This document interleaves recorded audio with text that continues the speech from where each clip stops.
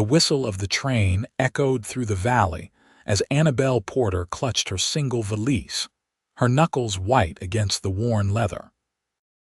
The last thing my father would have wanted was for me to become some stranger's mail-order bride, she whispered to herself, the words disappearing into the billowing steam that enveloped the platform of Silver Creek Station, Colorado, 1878.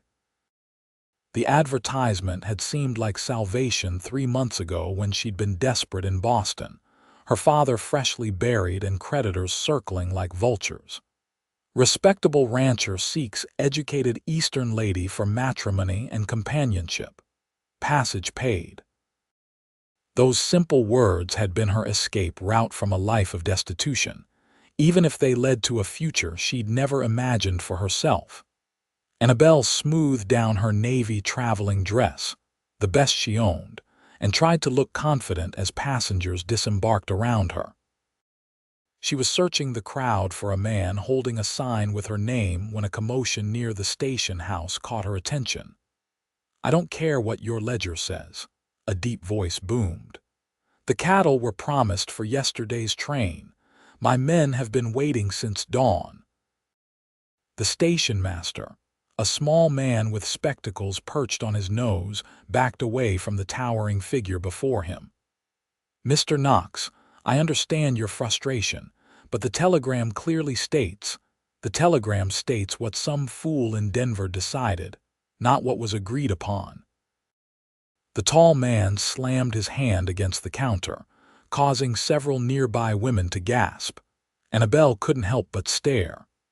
The angry rancher stood over 6 feet tall with broad shoulders and a lean waist. His dark brown Stetson was pushed back on his head, revealing a strong face bronzed by the sun. Despite his evident rage, there was something compelling about him, a raw energy that seemed to command the very air around him. "Is that Mr. Harrington?" Annabelle asked a woman standing nearby, referring to her intended groom. The woman gave a short laugh. "That's Kieran Knox, owns the biggest spread in the county, not one for polite company, as you can see." Annabelle nodded her thanks and continued searching the platform. After 15 minutes, her optimism began to fade. The platform had nearly emptied and still no one had approached her. She sat on her valise, trying to ignore the growing pit in her stomach. "Miss Porter." She looked up to see a boy of about 12, his freckled face partially hidden beneath a too large hat. "Yes, that's me," she said, relief flooding her voice. "Mr. Harrington sent me to fetch you." The boy twisted his hands nervously. "I'm Tobias. I work at the general store. Mr. Harrington wants you to meet him there." Annabelle frowned. This wasn't the welcome she had expected. "I see. Well, lead on, Tobias." The boy grabbed her valise before she could protest and headed toward town. As they walked, Annabelle took in her first real view of Silver Creek. The main street was wide and dusty, lined with false-fronted buildings. Men in cowboy hats and women in practical calico moved with purpose. It was so different from Boston's cobblestone streets and brick townhouses. "Is it far to Mr. Harrington's ranch?" she asked, trying to make conversation. Tobias gave her an odd look. "About 3 miles outside town, madam." The general store stood in the center of town, its windows displaying everything from boots to bolts of fabric. As they entered, a bell jangled overhead. A thin man with receding hair looked up from behind the counter. "Ah, you must be Miss Porter." He came around, wiping his hands on his apron. "Gerald Harrington. Welcome to Silver Creek." Annabelle extended her hand, trying to hide her surprise. The man was at least 20 years older than she had anticipated, closer to 50 than 30. His handshake was limp, his palms soft. "Thank you for arranging my passage, Mr. Harrington. Your letters were most kind." Gerald's smile didn't quite reach his eyes. "Yes, well, about that. There's been a slight change of plans. You see, my sister arrived unexpectedly from St. Louis last month." She's staying with me now, keeping house and such. Annabelle felt her stomach drop. I don't understand. What I'm saying, Miss Porter, is that my circumstances have changed. I no longer require a wife. He had the decency to look embarrassed. I've arranged a room for you at the boarding house for tonight. Tomorrow you can take the train back east. I'll cover the fare, of course. The blood drained from Annabelle's face. But I sold everything to come here. I have nowhere to return to. Gerald shrugged, clearly uncomfortable. I'm sorry for your troubles, Miss Porter, but a man has to do what's best for his family. My sister needs me more than I need a wife. You advertised for a bride. I responded in good faith. We corresponded for months. Annabelle fought to keep her voice steady. And now I'm offering you a free ticket home. Many would consider that generous. His tone hardened. Tobias, take Miss Porter's bag to Mrs. Wilkins' boarding house. Annabelle stood frozen as Gerald returned to his ledger, dismissing her as easily as if she were a traveling salesman. The humiliation burned worse than the panic rising in her chest. Mr. Harrington, she began again, but the store's bell jangled as the door opened behind her. Harrington, I need 20 pounds of nails and new wire cutters. The ones you sold me last month are all ready. The deep voice stopped abruptly. Annabelle turned to see the rancher from the train station filling the doorway, his imposing frame blocking the afternoon light. Up close, she could see that his eyes were a startling blue against his tanned skin. Didn't mean to interrupt, he said, glancing between Annabelle and Gerald. Gerald brightened, clearly relieved by the distraction. Not at all, Knox, just finishing up here. I'll get your order ready. Kieran Knox's gaze lingered on Annabelle's face, noting her flushed cheeks and bright eyes. Everything all right, madam? Perfectly fine, she said stiffly, unwilling to air her humiliation before a stranger. Gerald hurried around the counter. Miss Porter was just leaving. She's staying at the boarding house tonight before heading back east tomorrow. Something in Kieran's expression changed. Porter, the mail-order bride, Annabelle winced at the blunt description. I was under that impression, yes. Kieran turned to Gerald, his jaw tightening. You're sending her back, Gerald busied himself with gathering nails. My sister arrived, as you know. No need for a wife now. So you let this woman travel all the way from where are you from, Miss Porter? Boston, she supplied. All the way from Boston, only to turn her away. After she sold everything she owns based on your promise, Gerald's face reddened. It's not your concern, Knox. It becomes my concern when a man in my town behaves without honor. Kieran's voice was quiet but carried an unmistakable edge. This woman came here in good faith, and I'm sending her back in good faith. First-class ticket. Gerald's voice had taken on a wheedling quality. Kieran looked at Annabelle, really looked at her, taking in her quality dress, her educated speech, the proud way she held herself despite her obvious distress. Miss Porter, he said suddenly, are you still interested in becoming a wife in Silver Creek? Annabelle blinked in surprise. I came here with that intention, yes. Then I'd like to offer an alternative to returning east. He removed his hat, revealing thick, dark hair. My housekeeper left 2 weeks ago to care for her sick mother. My ranch needs someone to manage the household. I'm offering you that position with fair wages for 3 months. If at the end of that time you wish to return east, I'll pay your fare. If you choose to stay in Silver Creek, you'll have had time to meet other potential suitors. Annabelle stared at him, searching for deceit in his expression but finding only straightforward honesty. You would hire me as your housekeeper, without references. You were acceptable as Harrington's wife without him meeting you. I figure that's reference enough for housekeeping. A faint smile touched his lips. Besides, I'm a fair judge of character, Miss Porter. You strike me as someone who doesn't give up easily. Gerald sputtered. Now see here, Knox. I believe Miss Porter can make her own decisions, Kieran said without looking at him. What do you say? Annabelle's mind raced. The offer was unexpected but not unwelcome. It would give her time to consider her options, to learn about this town before committing herself. And this man, while intimidating, had just stood up for her when no one else would. I accept your offer, Mr. Knox, she said firmly. Though I should warn you that my cooking skills are limited to basics. His smile widened, transforming his stern features. We won't starve, Miss Porter. The important thing is that you'll have a fair chance here. He turned to the boy who had been watching the exchange with wide eyes. Tobias, take Miss Porter's bag to my wagon instead. Gerald's face had turned an alarming shade of purple.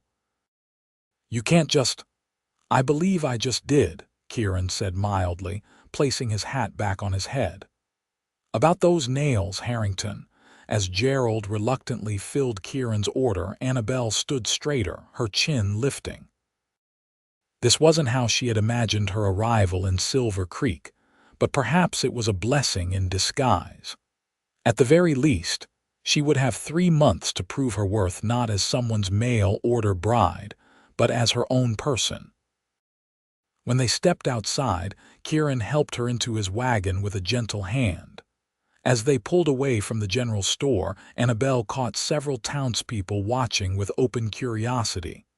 They'll talk, Kieran said, following her gaze. Small towns always do. What will they say? She asked. He glanced at her, his blue eyes crinkling at the corners.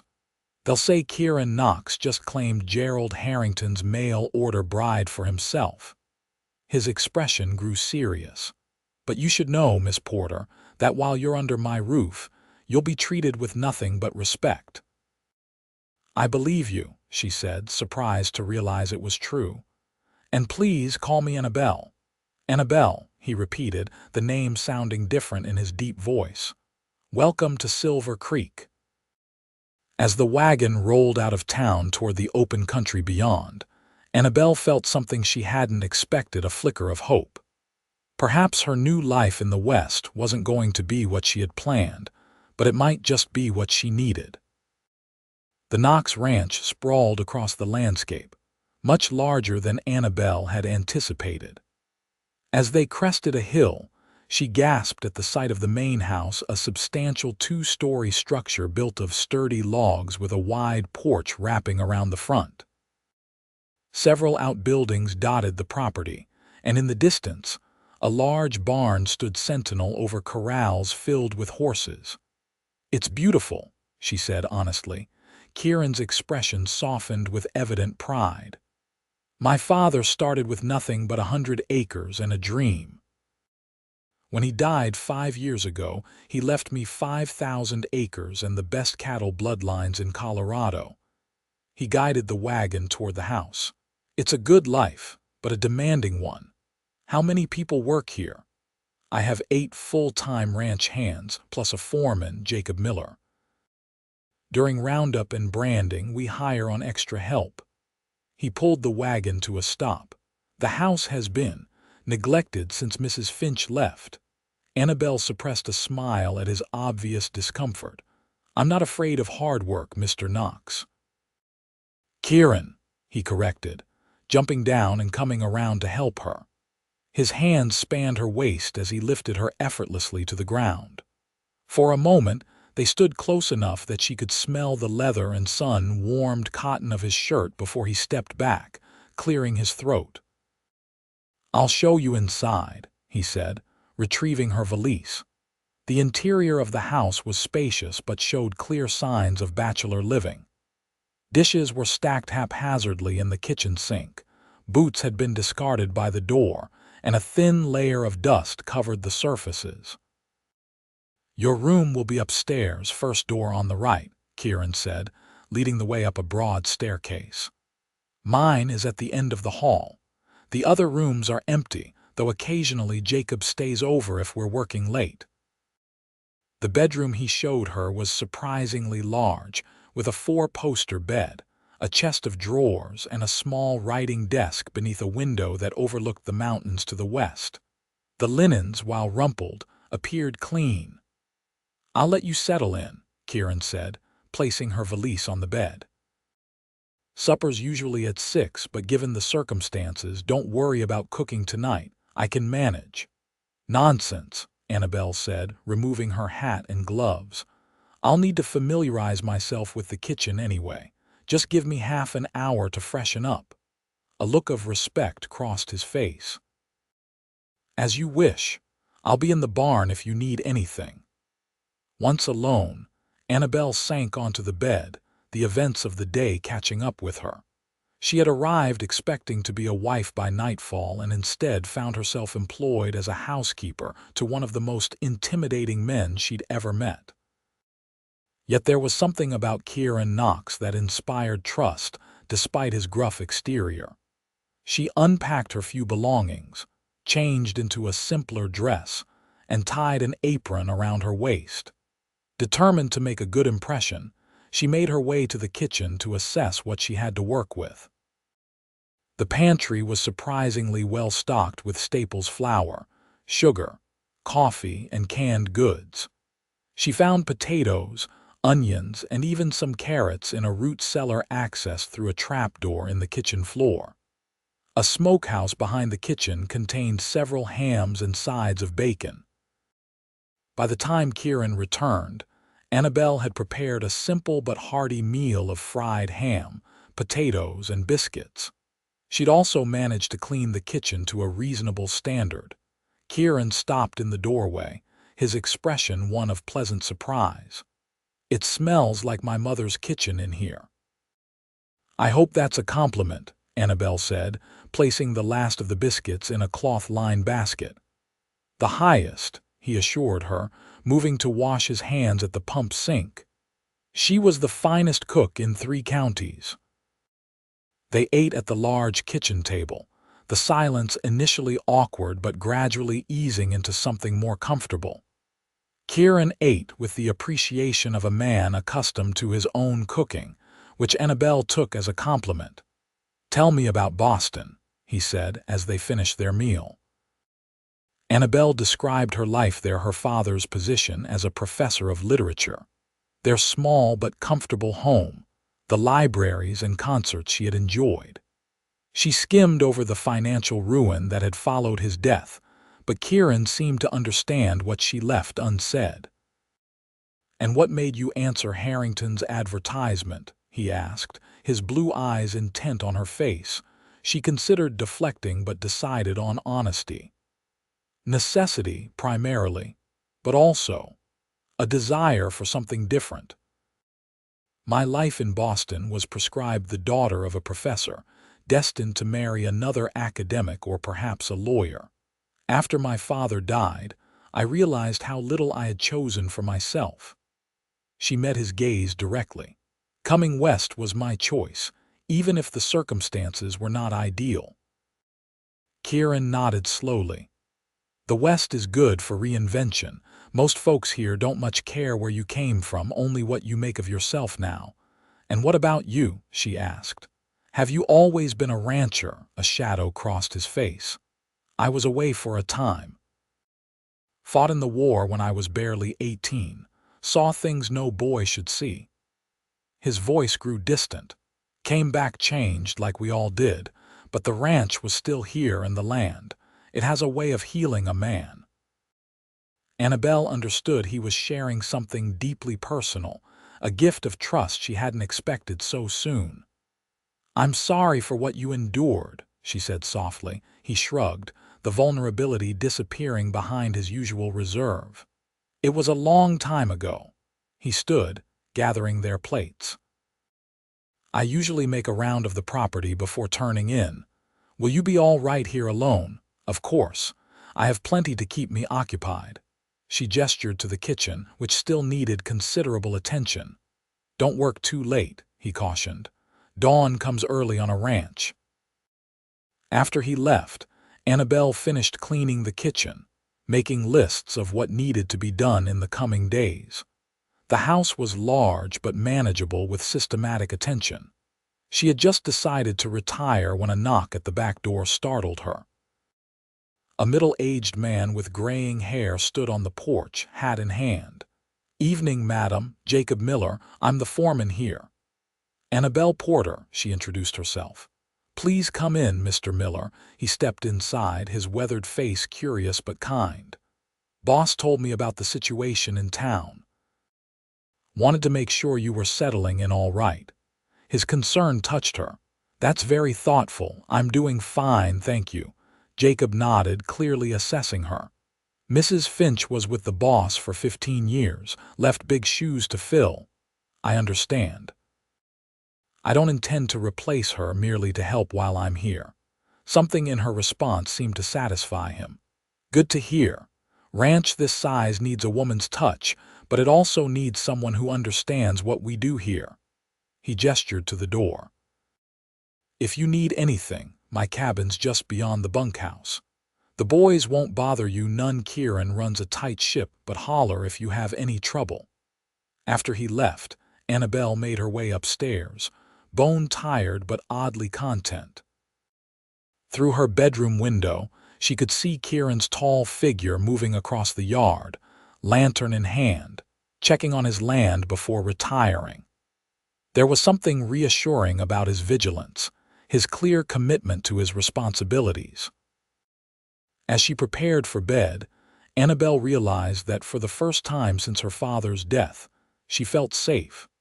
This day had not gone as planned, not remotely, but perhaps Providence had a different path in mind for her. With that comforting thought, she slipped into a dreamless sleep. The next few days established a rhythm to life at the Knox Ranch. Annabelle rose before dawn to prepare breakfast for Kieran and any hands who happened to be working nearby. The men ate heartily, their appreciation for her cooking evident in clean plates and mumbled thanks. After they departed for the day's work, she turned her attention to the house.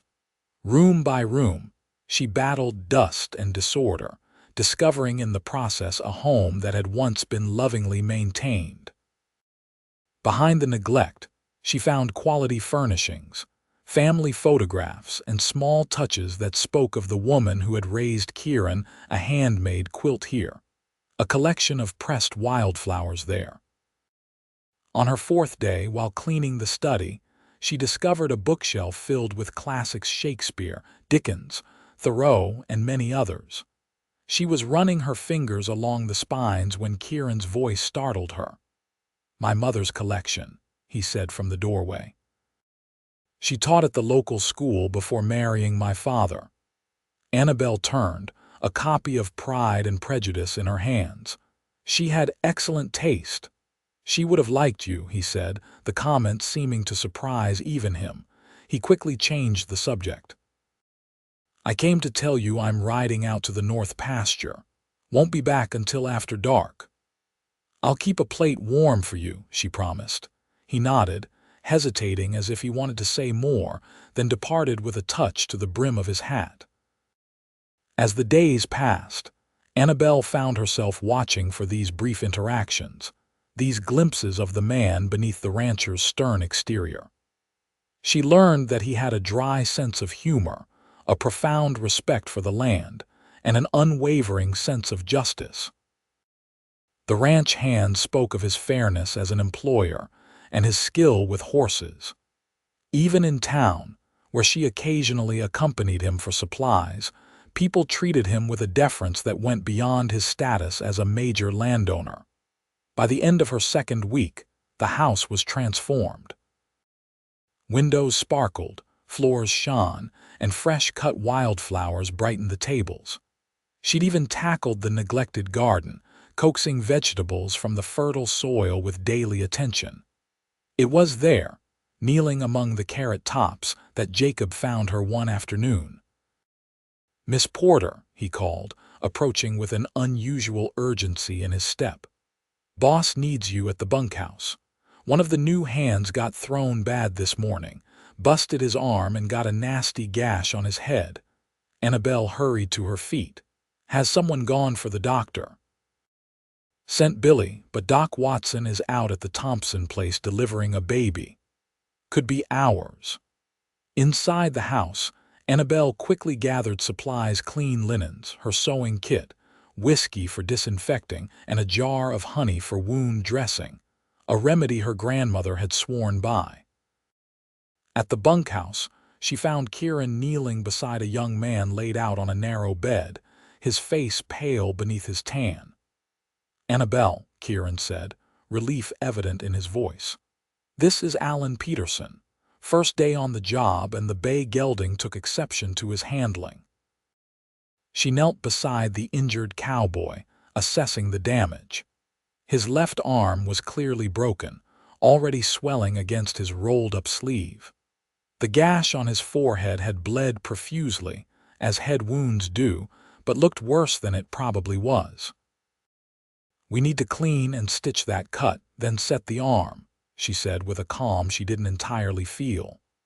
She'd assisted the doctor who treated her father during his final illness, but had never handled such injuries alone.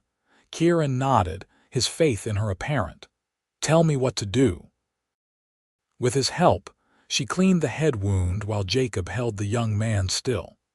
The whiskey made Alan howl when it hit the open cut, but Annabelle worked efficiently, her stitches small and even. The bone setting proved more challenging, requiring Kieran's strength to pull the arm straight while she guided the bones back into alignment. By the time they finished splinting it with strips of wood and clean bandages, all four of them were sweating. "You've done this before," Kieran said as they watched Alan drift into an exhausted sleep, aided by a generous dose of laudanum. "My grandmother was a midwife," Annabelle explained. "She taught me some basics of healing." They walked back to the main house together, the late afternoon sun casting long shadows across the yard. "You're full of surprises, Annabelle Porter," Kieran said, his voice warm with admiration. "As are you," she replied. "I wouldn't have expected a rancher to have such a gentle touch with the injured. When you're responsible for men's lives, you learn what's needed." He stopped at the porch steps, turning to face her. "You've made a difference here already. The house, the men, even the garden is thriving." His praise brought unexpected heat to her cheeks. "I'm just doing what needs doing." His blue eyes held hers, something unspoken passing between them. For a moment she thought he might reach for her hand, but instead he cleared his throat and gestured to the door. "You should rest. It's been a long day." That night, Annabelle lay awake, replaying the moment on the porch, the way Kieran had looked at her not as an employee or even as a friend, but as a woman. It was a look that stirred feelings she hadn't expected, feelings that complicated her already uncertain situation. She had come to Silver Creek, expecting to be Gerald Harrington's wife, a practical arrangement born of necessity. She had not expected to find herself drawn to a man like Kieran Knox, whose very presence made her pulse quicken.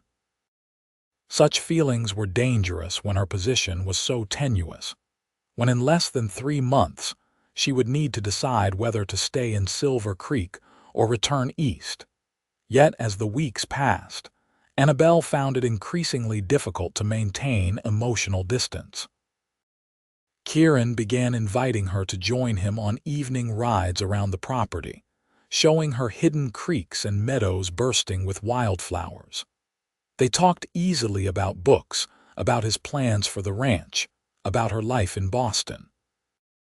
She met his neighbors at Sunday services and found herself warmly welcomed by most of the community, though Gerald Harrington pointedly avoided her, and his sister watched her with narrowed eyes.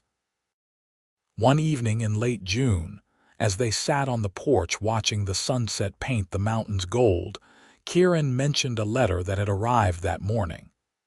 "Mrs. Finch won't be returning," he said.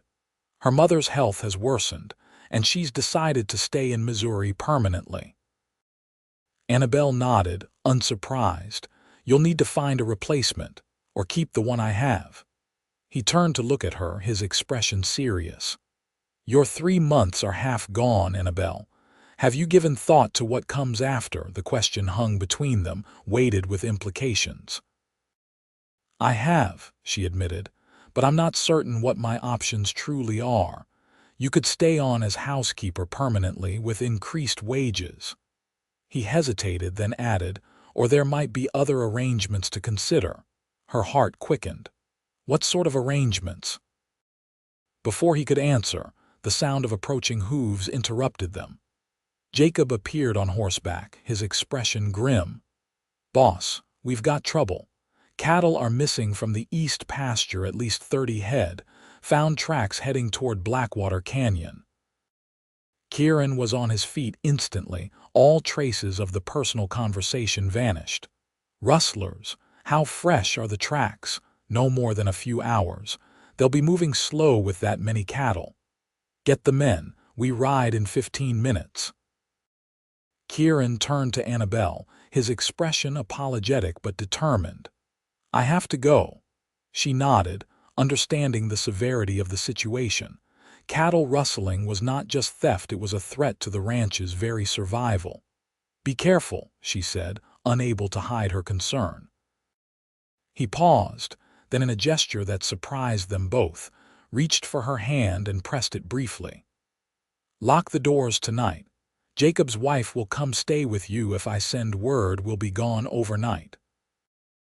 Annabelle watched from the porch as Kieran and 6 of his men rode out, rifles in their scabbards, determination in their postures. The conversation they'd been about to have, the other arrangements he'd mentioned, would have to wait. That night stretched endlessly. Though Martha Miller, Jacob's wife, arrived with a bundle of knitting and reassurances, Annabelle found sleep elusive. Every sound from outside sent her to the window, searching the darkness for returning riders.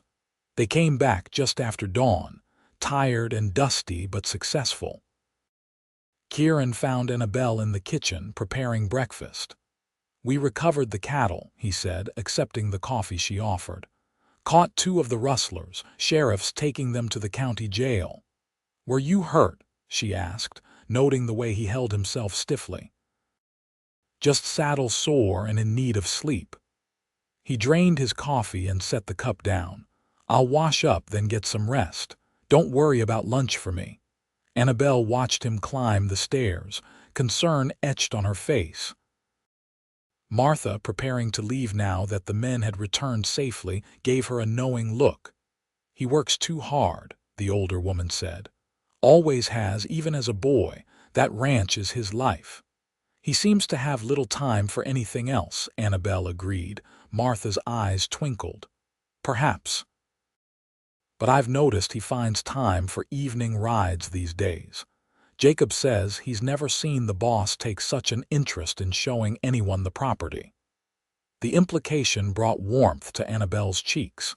He's been kind to show me around, given that I'm new to the area. Kind, yes, Martha said, gathering her things. Though I suspect there's more than kindness motivating Kieran Knox where you're concerned. After Martha left, Annabelle busied herself with household tasks, trying not to dwell on the older woman's words or on the interrupted conversation from the previous evening. What other arrangements had Kieran been about to suggest? The question lingered in her mind as she went about her day. Kieran slept until late afternoon, emerging from his room looking refreshed but still moving with care. As he came down the stairs, Annabelle noticed him wince slightly. You were injured, she accused, abandoning the dough she'd been kneading. It's nothing. One of the rustlers got in a lucky punch. He tried to wave off her concern, but she was already at his side. Let me see, she insisted. With reluctance, he lifted his shirt to reveal a large bruise spreading across his ribs on the left side. Annabelle drew in a sharp breath.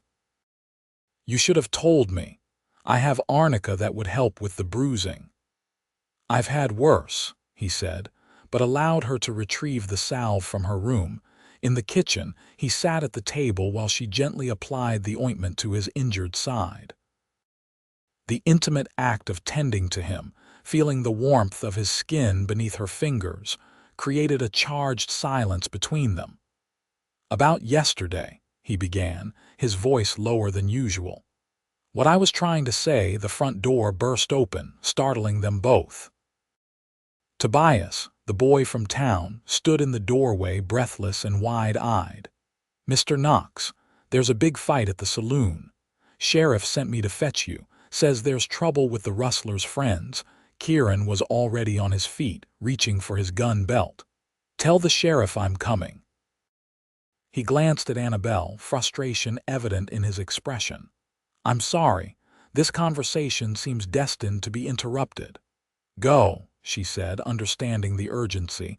"Be careful with those ribs." He paused at the door, his gaze holding hers. "This isn't finished, Annabelle. When I return, we will talk." But when he returned hours later, he brought news that pushed personal matters aside once again. The confrontation in town had escalated into something more serious. Threats had been made against the Knox ranch by friends of the captured rustlers.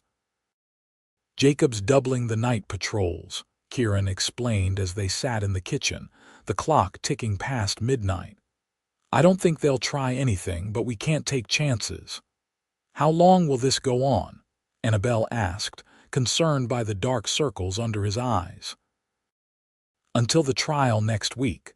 Once those men are sentenced, their friends will likely move on." He ran a hand through his hair, a rare gesture of weariness. "I'm sorry this is happening while you're here. Don't apologize. This is your life protecting what's yours." She hesitated, then added softly, "I admire your dedication, Kieran." His expression softened. "There was a time when all I cared about was expanding the ranch, adding more land, more cattle, success measured in acres and head counts." He looked at her directly. "Lately, I've been thinking there might be more to life than that." The implication in his words made her heart beat faster. "Such as," he leaned forward, his eyes never leaving hers.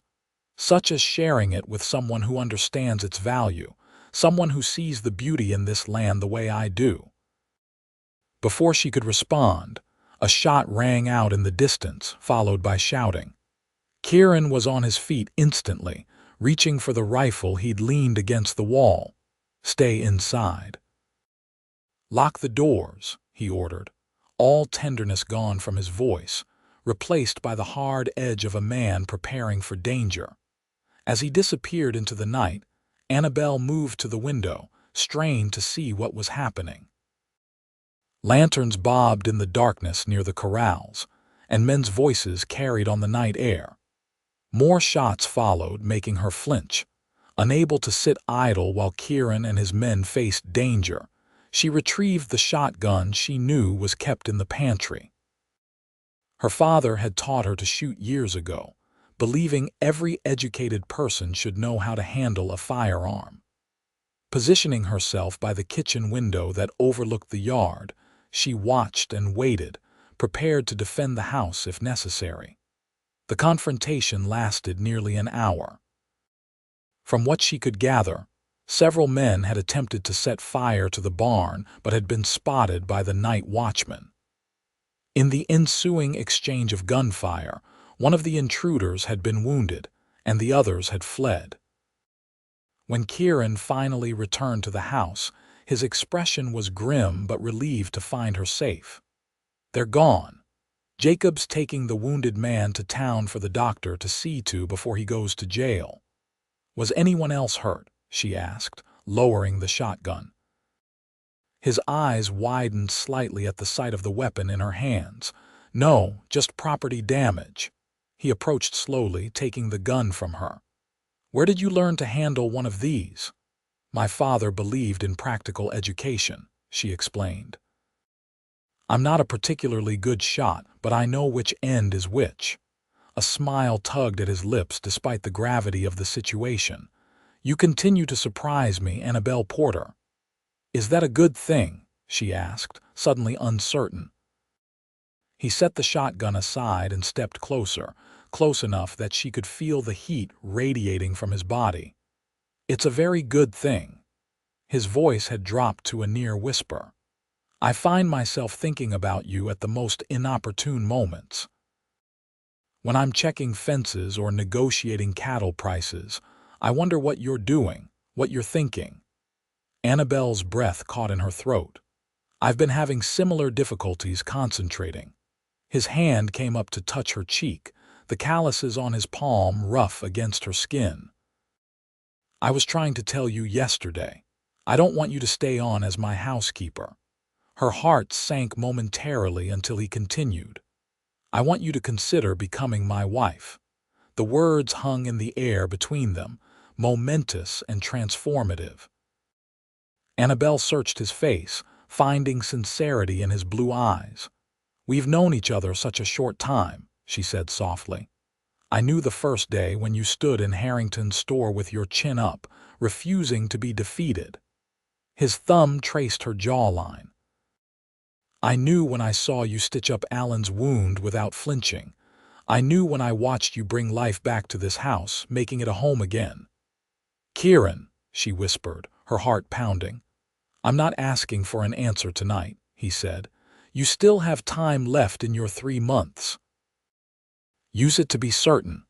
But know that when I look at my future now, I see you in it." With gentle deliberation, he lowered his head and brushed his lips against hers, a question more than a demand. Annabelle answered by leaning into him, her hands coming up to rest against his chest as the kiss deepened into something that spoke of promises and possibilities. When they finally parted, both breathless, Kieran rested his forehead against hers.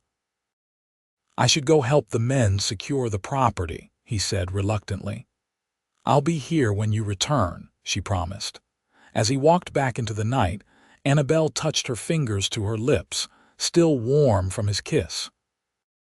She had come to Silver Creek, expecting an arranged marriage of convenience with a stranger. Instead, she had found something she hadn't believed existed, a connection that ran deeper than practicality, a feeling that made her heart race and her spirit soar. The following weeks brought both challenges and clarifications. The Rustlers' trial proceeded as scheduled, resulting in prison sentences that seemed to discourage further retaliation against the Knox Ranch. Life gradually returned to normal, though Kieran maintained extra vigilance in protecting his property and Annabelle.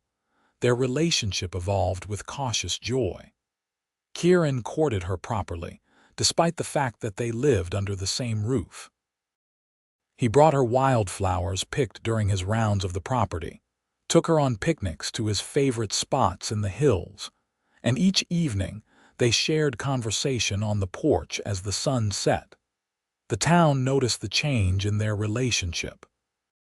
When they attended Sunday services together, sitting side by side in the Knox family pew, whispers followed them. Most were approving Kieran was respected, and Annabelle had proven herself a capable, kind-hearted woman during her time in Silver Creek. A few, however, watched with disapproval, chief among them Gerald Harrington and his pinch-faced sister. "They're saying I stole you away," Kieran commented one Sunday as they drove home from church. "Harrington's sister has been telling anyone who'll listen that I intercepted his mail-order bride." Annabelle laughed, the sound carried away on the summer breeze. "He rejected me before you even made your offer. Besides, I was never his to begin with." Kieran's hands tightened on the reins. "No, you weren't." He glanced at her, his expression serious despite the lightness of their conversation. "You don't belong to anyone but yourself, Annabelle. That's something I admire about you, your independence. Yet you've asked me to be your wife," she pointed out. "Some would say that's a form of belonging to someone. Not the way I see it." He guided the wagon around a bend in the road. "Marriage should be a partnership, not ownership.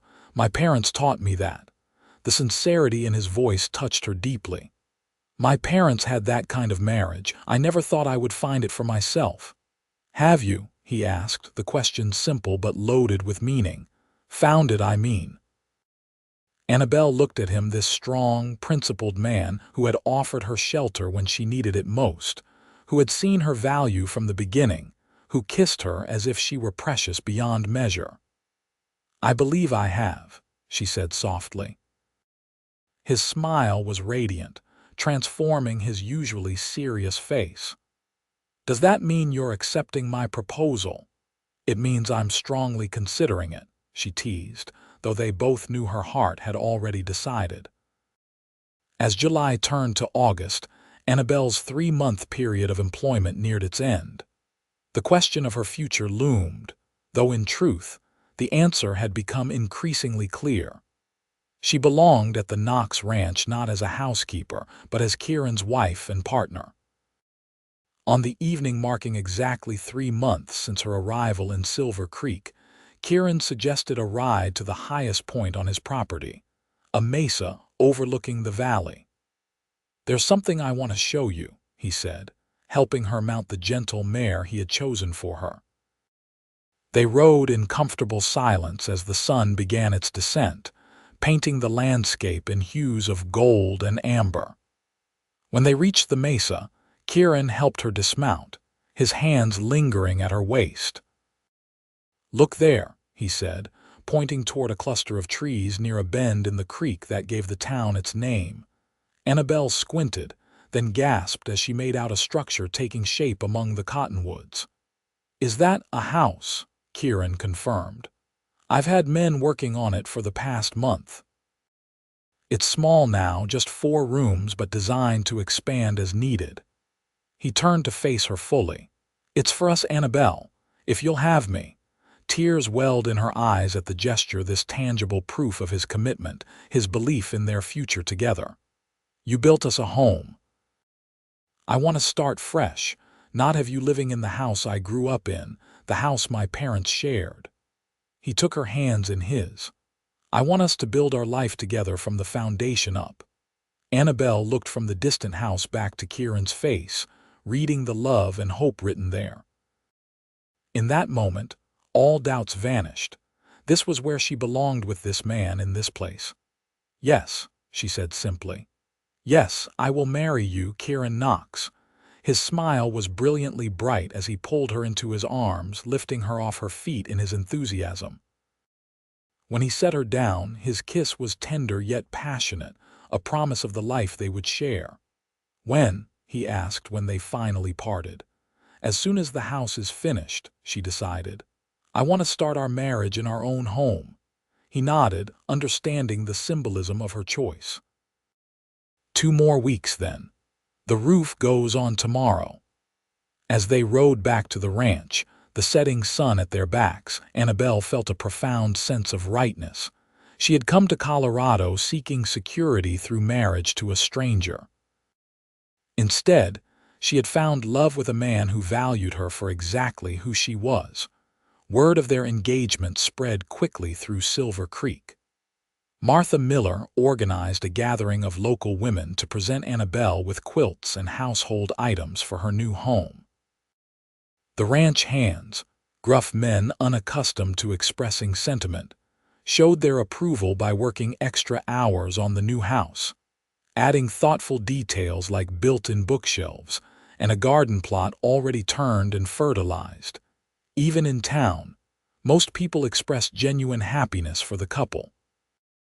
Gerald Harrington, however, made a point of crossing the street to avoid them, his resentment evident in the set of his shoulders.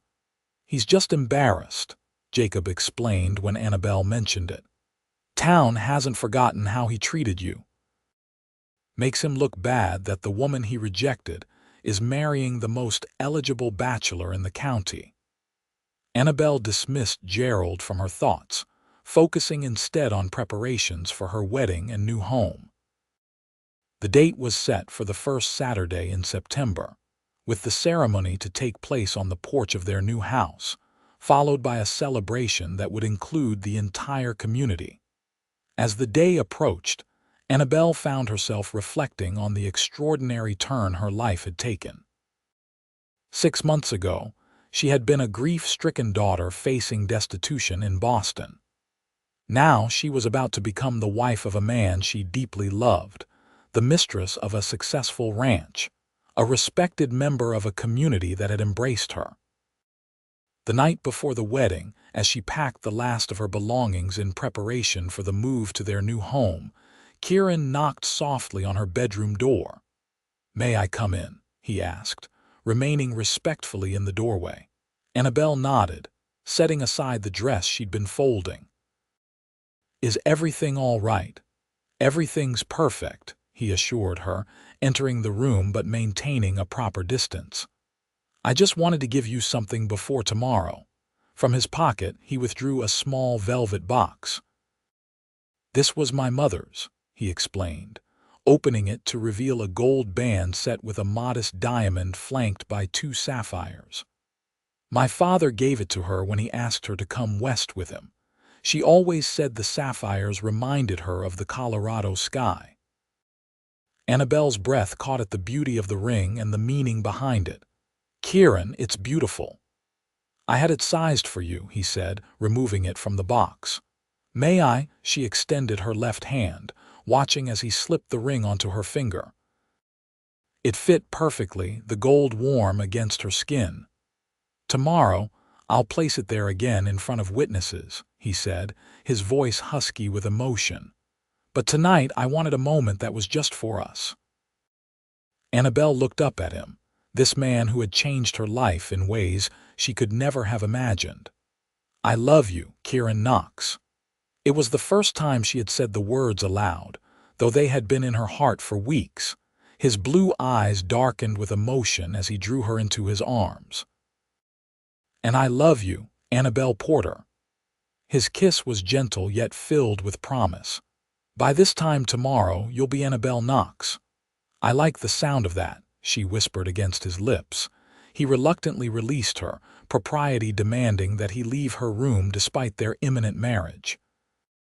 "I'll see you tomorrow at our house." "I'll be the one in white," she teased after he left. Annabelle stood by the window, gazing out at the starlit landscape that had become her home. In the distance, she could just make out the silhouette of their new house, waiting for them to fill it with life and love. The wedding day dawned clear and bright, the September air crisp with the first hint of autumn. Martha and several other women helped Annabelle dress in the back bedroom of the new house, which had been completed just days before. Her gown was simple but elegant cream-colored silk ordered from Denver, with lace at the collar and cuffs that Martha had contributed from her own wedding dress. "Something borrowed," the older woman had said with misty eyes.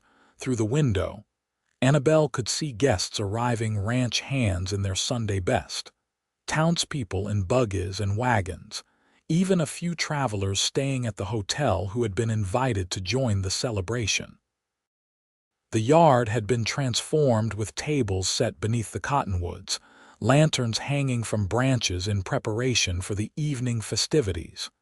"It's time," Martha announced as the minister's buggy pulled up. "Are you ready, my dear?" Annabelle took a deep breath, her hand touching the ring Kieran had given her the night before. "More ready than I've ever been for anything." They made their way to the front of the house, where Jacob waited to escort her onto the porch. As they rounded the corner, Annabelle's eyes immediately found Kieran, standing tall and handsome in a new black suit, his hair neatly combed, his face alight with love as he saw her. The ceremony itself was brief but meaningful, their vows spoken clearly for all to hear. When the minister pronounced them husband and wife, Kieran's kiss was restrained but tender, mindful of their audience yet conveying his devotion. The celebration lasted well into the evening. There was dancing to fiddle music, abundant food prepared by the women of the community, and toasts to the couple's happiness. As darkness fell, the lanterns were lit, casting a golden glow over the gathering. "Are you happy, Mrs. Knox?" Kieran asked as they shared a quiet moment away from their guests, standing near the creek that would forever flow past their home.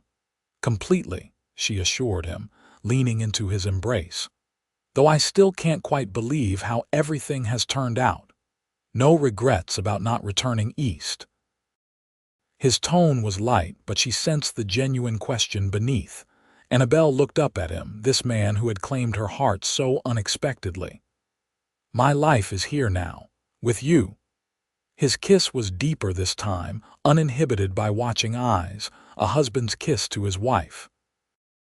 When they returned to their guests, Jacob winked knowingly at Kieran's slightly rumpled appearance. As the evening wound down, the last guests departed with final congratulations, leaving the newlyweds alone in their new home. Kieran closed the door behind the last visitor, then turned to Annabelle with a smile that made her heart race. "Finally," he said softly, crossing to where she stood by the fireplace. "I've been waiting all day to have you to myself." Annabelle felt a blush rise to her cheeks despite her anticipation. "It was a beautiful wedding." "It was," he agreed, reaching to unpin her hair, watching as it fell in waves around her shoulders. "But this is what I've been thinking about since the moment I saw you in that general store." His confession surprised her. Even then," he confirmed, his fingers gentle as they traced the curve of her cheek. "I took one look at you standing there with your head held high despite Harrington's rejection, and something in me just knew." "Knew what?" she asked, her voice barely above a whisper. "That you were meant to be mine." His arms encircled her waist, drawing her closer. "Not as a mail-order bride, not as a housekeeper, but as my wife, my partner, my heart." In the soft glow of the fire, Kieran kissed her with all the love and longing that had built between them, his touch gentle yet certain as he guided her toward their bedroom, the beginning of their life together. 10 years later, Annabelle stood on the porch of their expanded home, watching as Kieran taught their 8-year-old son, James, to ride his new pony. Their 6-year-old daughter, Elizabeth, sat beside Annabelle, carefully stitching a sampler with her grandmother's favorite saying. "Home is where love grows." The Knox Ranch had prospered over the decade, growing in size and reputation under their joint stewardship. Annabelle had brought her own contributions, establishing a small library in town, organizing a school that now had 3 teachers, and introducing breeding techniques she'd read about in agricultural journals. Silver Creek had grown as well, the railroad bringing new residents and opportunities. Gerald Harrington had eventually sold his store and moved to Denver, unable to face the daily reminder of his poor judgment. In his place, a young couple now ran the establishment, friendly partners in the community's development. "Mama, look." Elizabeth called as James successfully guided his pony in a small circle, Kieran's hand hovering protectively nearby. "Well done, James," Annabelle called, her heart swelling with pride and love. Kieran looked up, catching her eye across the yard. Even after 10 years of marriage, that simple connection still sent warmth through her. He smiled, the same smile that had first given her hope when she'd arrived in Silver Creek as a desperate woman with nowhere to go. As the afternoon sun bathed the ranch in golden light, Annabelle reflected on the extraordinary journey that had brought her here. She had come west seeking security, but had found so much more love, purpose, family, community. The mail-order bride who never made it to her intended groom had instead found her true destination. Later that evening, as they sat on the porch watching the sunset after the children had been tucked into bed, Kieran took her hand, his thumb brushing over the wedding ring he had placed there a decade ago. "Any regrets, Mrs. Knox?" he asked, an echo of the question he'd posed on their wedding night. Annabelle leaned her head against his shoulder, contentment filling her heart. "Not a single one." His arm tightened around her. "Only that I didn't find you sooner." "We found each other exactly when we were meant to," she said with the wisdom of the years they'd shared. As twilight deepened into night, they remained together on the porch, watching the stars appear over the land they both loved.